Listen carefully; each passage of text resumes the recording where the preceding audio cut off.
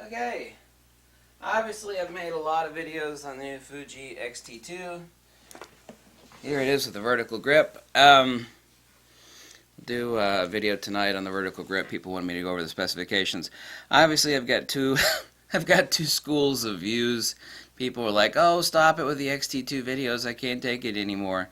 And the other people that have an XT2 are like, more, more, more. So it's like no matter what I do, there is no way I can please everybody. I mean, it's just no matter what I do, someone's going to be upset. It's just the nature of the beast. Been out shooting this morning for about 4 hours. Been wonderful. Obviously major realization, not on my part, but that most people don't realize, is that it's not simply the fact that in boost mode that your frame rate goes from 65 frames per second to 100 frames per second as far as a blackout time, but it is also the case that the autofocus strike rate, due to the lowered blackout, is increased, so your autofocus accuracy is definitely increased. Now, I've had some people bitching about me, or Fuji in general, and they're talking about, well, so what? You could turn it on, you could rip out 14 frames per second in electronic viewfinder and 11 frames per second in mechanical viewfinder. It's like, so what? You could, most of the modern high-end DSLRs and mirrorless, you could sit there and go, bram, and rip them off. Yeah, but the key difference being is the keeper rate. It's not about how fast you can rip them off. It's how many that are ripped off are actually in focus, are keepers. And that is the defining moment that people don't realize here. It's like, yeah, it's not ripping them off only. It's like, I can turn on my Nikon D500 and rip them off, bam, or a Nikon D4S and rip them off. But what is the keeper rate? The specificity being divinity, just like a computer. The more specific you are with computer programming, the more specific it will be with the output. It will give you a computer, if you write the right software application, is gold. It will do what you want. And that is the case, and Fuji's absolutely conquered this. They've conquered it over Canon, Nikon, and Sony specifically, as far as the keeper rate on autofocus tracking, where you can actually select the mode button, the autofocus area, the AFC custom settings, and then in boost mode. All of those combined together, if you use it properly, you have incredible keeper rate. Incredible. That's what's important. It's like, well, I'm going to take a burst, maybe brrrr. It's like, well, that's great. And somebody else goes, oh, I could do that with my camera. It's like, yeah, but what is your keeper rate? What is the rate of keepers, percentage-wise, in that stream of shots that you ripped off like a machine gun? That's the key important thing. Also today, Fuji, I heard this from Fuji Rumors. Check out Fuji Rumors. Fuji has discontinued the X-T1. Oh no! Oh my god, it's gone! It's gone! Yeah, the Fuji X-T1 and X-T10 and XE2 are no more. Gone. Kaput. Adios. Discontinued. No more. Dead. Gone. XT1 dead, XE2 dead, XT10 dead, all of them discontinued. Discontinued.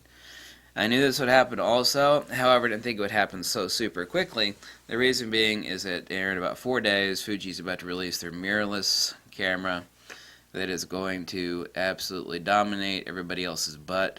The cost of the camera and the kit lens alone is supposed to be, according to Fuji Rumors, is supposed to be less than, that's camera and lens, at or less than the cost of that stupid Hasselblad mirrorless camera. It'll be a lot more features and a lot better designed and a lot smaller and a lot better made. Well, not a lot smaller. Made a lot better. Really good news for Fuji. Really good. And all those people that are waiting for Fuji to go full frame, Fuji's not going to go full frame. Canon right now has shifted its focus from its damn 5D Mark IV to the new M5 mirrorless system, which is a 24 megapixel crop sensor. You see, people don't get it. They don't get it. We've actually reached the limitations of the actual silicon technology on the actual sensor itself. And 24 megapixels with a pixel density that is, if it were scaled up, a 50 megapixel camera is more than enough for anybody to print out whatever the hell you want. That's what people don't realize. People think, oh, you know, it's a 24 megapixel. You can't compare it to like a 50 meg. Yeah, you sure the hell can. I made a video about this yesterday and people don't get it. If I have the same lens that will fit on two different cameras and I'm taking a face shot, the face stays the same, the camera distances stay the same, and the lens stays the same, that means the image projection is the same. This camera, if it were scaled up, which is 24 times 2.25, is a 54 megapixel camera. That means the lens, which will drop the same image projection on the sensor. See, now if you're just cropping out the face, it doesn't matter that the entire sensor is 50 megapixels. If you crop that out and you only take the shot, obviously a larger sensor needs to be magnified less.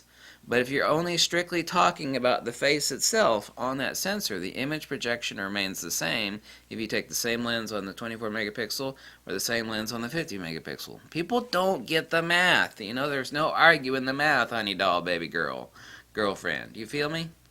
There is no arguing it.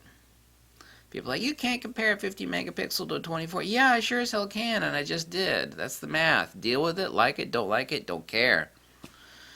Anyway, so the X-T1 is discontinued, the X-T2 is discontinued. Let me know also what other little features. Oh, by the way, I was deeply testing Wi-Fi out last night capability with my iPhone and the X-T2.